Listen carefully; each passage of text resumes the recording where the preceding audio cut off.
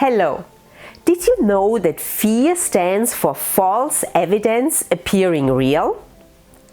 Last week my husband and I were in Arizona to attend our NLP Master Practitioner Training, and at the end of this training we decided to go one day hiking in Sedona.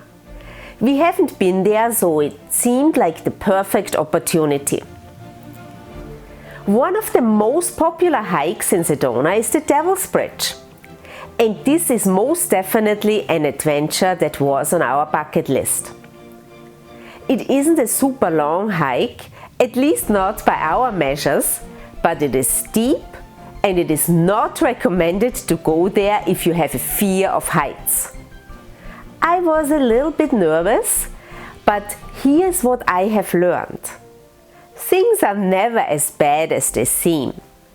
We are stronger than we think we are. The magic happens outside of our comfort zone, and we have to learn to get comfortable with being uncomfortable.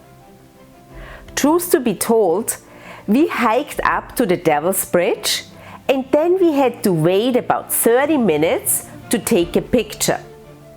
And this anticipation actually made it worse.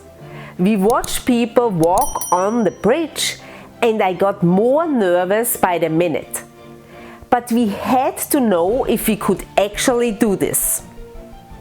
When it was our time to take a leap of faith and step out on the Devil's Bridge, we realized that it wasn't quite as narrow as it looked from the other side, and we had no problem walking there to get a good picture. This is true for our personal and professional life. My biggest insight: fear starts in the mind, but so does courage. If you never try, you will never know. This was my thought for today, and I will see you next week again. Until then, be happy, be healthy, and be at your best.